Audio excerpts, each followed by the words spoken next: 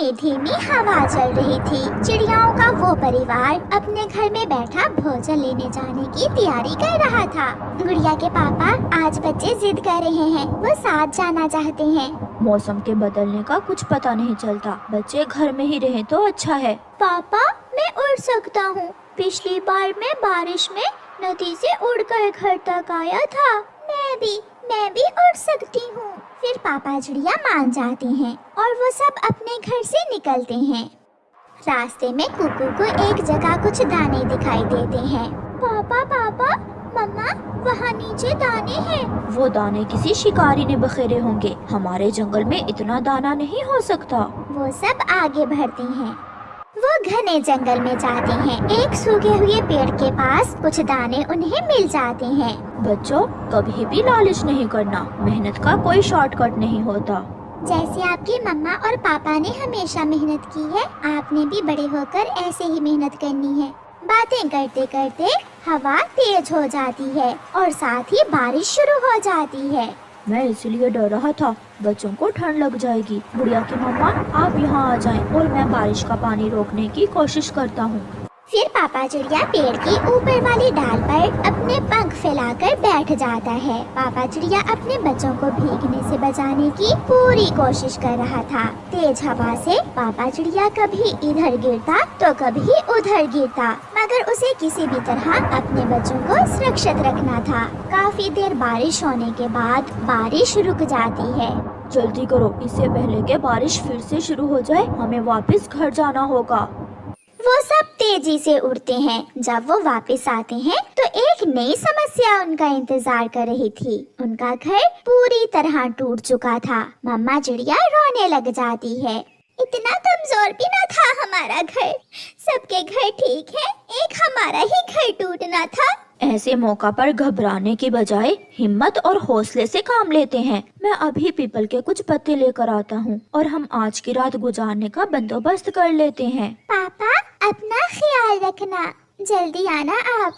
फिर पापा चिड़िया उड़ता है। रात भी हो चुकी थी। पापा चिड़िया जानता था कि जंगल में पीपल का पेड़ कहाँ है, इसलिए वो सीधा उसी दिशा में जाता है। पापा चिड़िया पीपल के पेड़ से कुछ पत्ते तोड़कर वापस मुड़ता है। अंधेरे की वजह से पापा चिड़िया को पता ही नहीं चलता कि कब वो एक पेड़ से टकरा जाता है। वो बेरी का पेड़ था। बेरी के कांटे पापा चिड़िया के शरीर में घुस जाते हैं और पापा चिड़िया वहीं गिर जाता है। उसकी आंखों के सामने उसका परिवार था। वो फिर से उड़ने की कोशिश करता है, मगर अब उसके शरीर में जान न थी और उसकी आंखों के सामने अंधेरा छा जाता है। मम्मा चिड़िया अपने बच्चों को लिए अपने पति का इंतजार कर रही थी। सारी रात गुजर जाती है, मगर पापा चिड़िया लौट कर नहीं आता। मम्मा चिड़िया जान गई थी कि उसका पति जरूर किसी मुश्किल में है। सुबह की रोशनी होने के साथ ही मम्मा चिड़िया अपने बच्चों से कहती है, बच्चों, मैं आपके पापा को देखकर आती हूँ। वो अभी तक नहीं आए, जरूर वो किसी मुश्किल में होंगे। मम्मा, जिंदगी में इतनी मुश्किलें होती हैं, एक से बढ़कर एक। हाँ बेटा, जिंदगी तो गुजारना होती है, दुख हो या सुख, खुशी हो या गम। मम्मा चिड़िया उड़ती है। मम्मा चिड़िया का कलेजा फट जाता है जब वो अपने पति को बेरी के पेड़ में फंसा हुआ देखती है। उसकी चोंच में पीपल के पत्ते थे। ये कैसे हुआ? आप हमें छोड़कर चले गए। अपने बच्चों को सुरक्षित रखने के लिए आप तो पत्ते लेने गए थे। मम्मा चिड़िया रोती रहती है। वो अपने पति की वजह से बहुत दुखी हो गई थी, मगर क्या करती, उसे वापस अपने बच्चों के पास भी तो जाना था। दुखी दिल के साथ मम्मा चिड़िया वापस उड़ती। मम्मा, पापा कहाँ है? मम्मा, कहाँ है मेरे पापा? बच्चों, आपके पापा अब हमारे साथ नहीं रहे। ये सुनकर बच्चे रोने लग जाते हैं। मम्मा चिड़िया अपने बच्चों को साथ लेकर वहाँ से उड़ती है। मम्मा चिड़िया पर अब और भी जिम्मेदारी बढ़ गई थी। उसे अपने बच्चों को माँ और बाप दोनों का प्यार देना था। मम्मा चिड़िया अपने बच्चों को साथ लेकर जंगल की दूसरी ओर पहुँच जाती है। वहाँ उसकी पुरानी जानने वाली एक कौवी रहती थी। गौरी, मेरे पति मर गए और मेरा घर भी टूट गया है। मेरा कोई भी न था। आपका ख्याल आया तो मैं अपने बच्चों को साथ लेकर यहाँ आ गई। चिड़िया बहन, आप शांत हो जाएं, सब ठीक हो जाएगा। हम पक्षियों की जिंदगी में ऐसे दुख तो आते ही रहते हैं। आप जब तक चाहें अपने बच्चों के साथ मेरे घर में रह सकते हैं। फिर मम्मा चिड़िया गौरी कौवी के घर रहने लगती है। ऐसे ही कुछ दिन गुजर जाते हैं। अब मम्मा चिड़िया का दुख भी थोड़ा कम हो गया था। वो अपने बच्चों के लिए घर बनाना चाहती थी। गौरी बहन, मैंने एक पेड़ देखा है, वो सुरक्षित है। मैं वहाँ अपने बच्चों के लिए घर बनाना चाहती हूँ। चिड़िया, आप घर बनाने का काम शुरू करें, मैं आपके बच्चों को दाना ला कर दे दूंगी। गौरी बहन, अगर आप ना होती तो मेरे लिए ये सब बहुत मुश्किल हो जाता। मुश्किल समय में पक्षी ही एक दूसरे के काम आते हैं। फिर मम्मा चिड़िया जंगल जाती है। मम्मा चिड़िया वहाँ से कुछ सूखी लकड़ियाँ जमा करती है। लकड़ियाँ पेड़ पर रखने के बाद मम्मा चिड़िया फिर से जंगल जाती है और कुछ सूखे पत्ते और कुछ सूखा घास लेकर आती है। सारा सामान पूरा हो जाने के बाद मम्मा चिड़िया अपने घर का काम शुरू करती है। इस पेड़ पर तुम किससे पूछकर घर बना रही हो? ये पेड़ मेरा है। कौवे भैया, ये जंगल सबका साझा है। जैसे इस पेड़ पर आपका अधिकार है, ऐसे ही मेरा भी है। बुरा कहते हैं मुझे बुरा, सब डरते हैं मुझसे। चल भाग यहाँ से, बड़ी आई कमजोर चिड़िया। मैं तुम्हें इस पेड़ पर घर नहीं बनाने दूंगा। परेशान होकर चिड़िया वहाँ से चली जाती है। चिड़िया बहन, कहाँ तक पहुँचा घर का काम? गौरी, एक बुरे नाम के कौवे ने मुझे उस पेड़ पर घर बनाने से मना कर दिया है। वो कहता है कि वो पेड़ उसका है। चिड़िया, इस जंगल में रहने के लिए हमें ऐसे जालमों से डरने की बजाय उनका मुकाबला करना होता है। चलो मेरे साथ, मैं देखती हूँ उस बुरे के बच्चे को। बच्चों, आप घर में ही रहना। फिर गौरी चिड़िया के साथ जाती है। ओए बदसूरत मोटी आँखों वाले कौवे, सीधे से भाग जाओ यहाँ से, वरना जानते हो ना मुझे। कौन हो तुम? मुझे गौरी कहते हैं। बुरा कभी हार नहीं मानता। और गौरी को गुस्सा बहुत आता है तुम जैसे बदसूरत पक्षियों पर। ऐसा कहते हुए गौरी बुरे पर हमला करती है। वो बुरे को मारना शुरू करती है। ये सब देखकर चिड़िया भी बहादुर बन जाती है और वो भी एक पेड़ की शाख तोड़कर गौरी का साथ देती है। बचाओ बचाओ, मुझे बचाओ। बुरा कौवा वहाँ से भाग जाता है। जीने का हक लेने के लिए थोड़ा बहुत मुकाबला करना सीखो चिड़िया। फिर चिड़िया उस पेड़ पर अपना घर बनाकर अपने बच्चों के साथ खुशी खुशी वहाँ रहने लगती है। गौरी कौवी ने चिड़िया को हिम्मत और हौसला दिया था और अब चिड़िया पुराने दुख भूल चुकी थी। प्यारे दोस्तों, इस कहानी को लाइक, शेयर और चैनल को सब्सक्राइब करना बिल्कुल मत भूलना। आपका धन्यवाद। चिड़िया और उसकी बेटी गुड़िया बहुत गरीब थीं। वो सेठ कालू कौवे के घर में किराए पर रहती थी। एक दिन सेठ कालू कौवा सुबह सवेरे ही आता है। चिड़िया, बाहर निकलो, जल्दी बाहर आओ। क्या हुआ सेठ जी, आज आप इतने गुस्से में क्यों हैं? 3 महीने हो गए तुमने घर का किराया नहीं दिया। आज तो मैं किराया लिए बिना यहाँ से नहीं जाऊँगा। कृपया करें सेठ जी, मेरे पास अभी पैसे नहीं हैं। मैं कुछ दिनों तक दे दूंगी आपके पैसे। बहुत हो गया, आज तो मैं तुम्हारा सामान उठाकर घर से बाहर ही फेंक कर जाऊंगा। सेठ जी, बहुत ठंड है, हम ऐसे मौसम में कहाँ जाएंगे? दया करें हम गरीबों पर। ये धर्मशाला नहीं है जहाँ मैं तुम्हें मुफ्त में आश्रय दूं।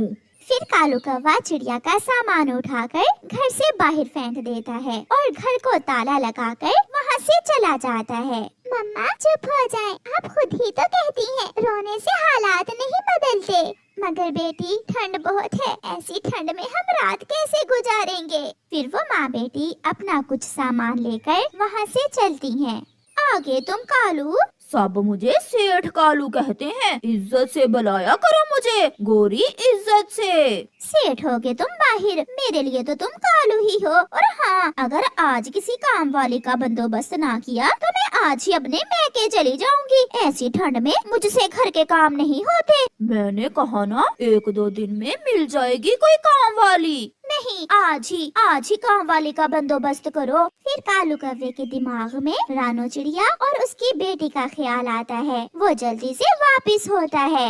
आप आगे, मुझे पूरा विश्वास था आपको हम गरीबों पर दया जरूर आएगी। हाँ हाँ, तुम पर मुझे रहम आ गया, इसलिए तो लौट कर आया हूँ। तुम मेरे साथ मेरे घर में रह सकती हो, मगर बदले में तुम्हें मेरे घर के काम करने होंगे। मैं करूँगी सेठ जी, मैं सारे घर के काम कर लूँगी। फिर चिड़िया और उसकी बेटी सेठ कालू के साथ चली जाती हैं।